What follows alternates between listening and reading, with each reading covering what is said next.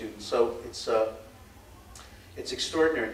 I was wondering though, Barry, you know, so much about Israel has changed from this adopted child to a partner, a mature partner with the Jewish community.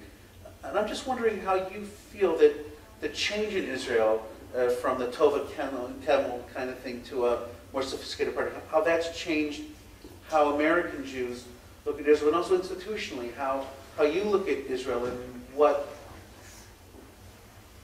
you're being asked for as CJP head from them, as opposed to what you were asked for 20 years ago.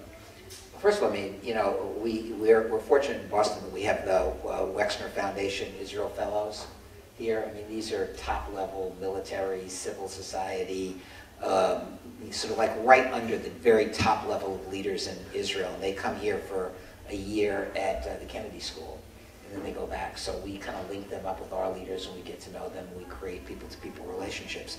What's amazing is, I mean, first of all, they are every bit as inspirational to our volunteers as they ever were. I mean, you know, no matter how cynical you are, you see these guys who, you know, what you've done, but these guys have been through military service and risked everything, and, you know, they still are enormously inspirational. What's amazing is, however, also, that they find American Jewish life incredibly inspirational, because the spiritual life in Israel, because of Orthodox coercion, has become empty for many Israelis. And the idea that you can have, you know what happens when the kids from Israel come to the shul or to any of the other synagogues or the Rashi school or whatever, they're like, whoa, you know, no one's holding a gun to my head here, and these people go to synagogue, and these people care about Jewish life, and these people, you know, religion can be something different, and women can read Torah, and, you know, it's quite amazing. So we give something to each other. The basic needs are, you know, radically different. And so, for example, you know, we've moved most of our money from just a general dumping in the pot. Very little's going to the Jewish Agency. A whole lot's going to the JDC, because the JDC is kind of a leading-edge social service agency. They don't just give money to feed people in Israel. They help to identify leading-edge needs, whether it's with developmentally disabled people or whether it's the elderly, or they help to develop social services at a very high level, and then they turn it over to the government or to not-for-profit organizations in Israel. So they do a fabulous job. And we think, so we put our money directly where we think it'll matter, and then we put a lot more money into Haifa, because that's where direct relationships are going to grow, and where we can actually sell our family service and our vocational service and our big brother and big sister and their family serving agencies, and they created a big brother, big sister program based on some of the stuff that we did. So we learn from them, they learn from us, and thousands of kids have gone back and forth. And even during the Intifada, when no one was going, so we got 400 people to go, you know, on one mission, and that was because there were real relationships, and kids were going. Parents were allowing their kids to go during the Intifada because they wanted to see their friends in the schools that they had relationships with for a long time. So I see that as being the future of our relationship. And in terms of, you know, being able to change the image of Israel in America, we did some research and found that what the general community, the non-Jewish community, wants to know is that Israel is America's best friend, and that Israel is doing amazing things that's going to have an impact on America, whether it's an energy policy or medicine or any of the things that Israel's really great at, that's going to really make a difference. So we're going to try to showcase that. We're going to have programs that will highlight Israel's work in energy independence and medicine and biotechnology and stuff like that.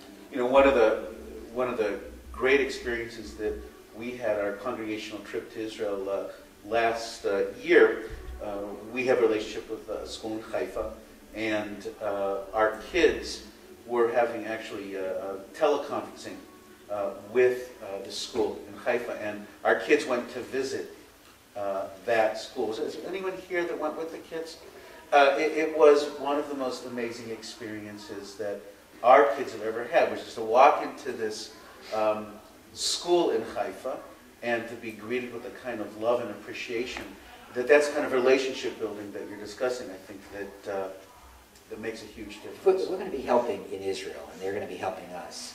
So everything's got to do double duty. There's no reason why not. And you're not just helping Israel, you're building our own kids' identity. You're strengthening our relationship over the long term. There's no reason look, so the United Jewish Communities, in one of their continuing never-ending debates, was trying to figure out where the exact best place to put resources would be. Where is Israel's greatest need? Now, there's no answer to that question. What is Israel's greatest need? There's no answer to it.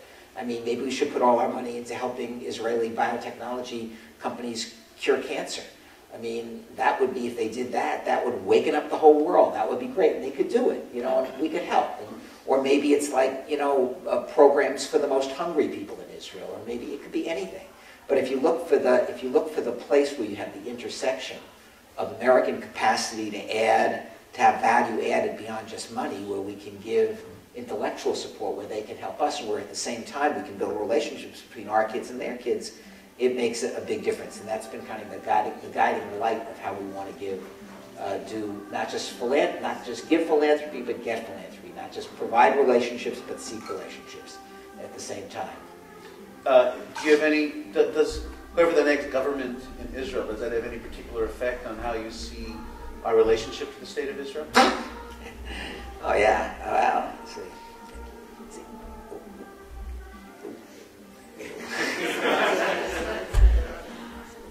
We support the duly elected government of the state of Israel. You want me to repeat that? We support the duly elected government. Look, you know, who knows what's going to come out of this. Yeah, exactly. I said we should make you an ambassador. You're so diplomatic. Right. Well, I've had a lot of experience, and I've learned from a lot of good people. So you know, I don't know. I think, you know, in some ways, the American elections, I mean, we actually had, I think that on the whole, with all the Sturm and Drang, Americans had more confidence in their choices than Israelis have in their choices right now. They just don't have confidence. You know, Netanyahu represents a political philosophy that's very attractive to a lot of people, but people don't tend to trust him. And for better or worse, I'm no judge of why, but they tend not to. This is not my opinion. I'm just saying that the polls generally show that they feel that he's kind of self-serving. You know, at the beginning of the American, you have to remember that Israel is a brand new country still. Anybody who wants to be more optimistic about Israel ought to look at the first 50 years of American history. Read the first 50 years. You think corruption? You want to know corruption? We were so corrupt. You want to know political backbiting and you know, Thomas Jefferson paid a journalist to write nasty stories about John Adams. And then, when he failed to pay him enough, he turned on him and wrote the story about his affair with... He's one of the slaves. Right. Yeah. And this was like constant. It was gigantically... So Israel's actually very clean compared to the early days of the American Republic. But on the other hand, a lot of people feel about Netanyahu the way Americans felt about Aaron Burr. You know, basically, like all the other founders felt like they believed in something, but Aaron Burr only believed in Aaron Burr. Now, that wasn't entirely the case, and it's certainly not entirely the case with Benjamin Netanyahu. But it's a perception that makes it difficult for some Israelis to trust him in the election. I think this is the most cynical period yet in Israeli political life. Right. I mean, if you think about, look, everybody here voted differently in the presidential election, and I will not reveal my vote one way or the other. But I know lots of people who voted who voted for John McCain in the election, who woke up the next morning and said, you know, wow, America's a great country. You know, it's great that we elected an African American, and there's hope. You know, and you really pray that Israelis will wake up the day after and say, you know what, it was a tough fight, but you know what, Netanyahu or Livni or Barak, you know, they represent hope. You know, I think that Olmert actually had a lot of guts and really tried to do the right thing in a lot of ways, but to be viewed as totally corrupt, it was, you know, it made it impossible for him to act the same kind of things that made Clinton less than a great president, you know, in a different sphere, of course, but, you know,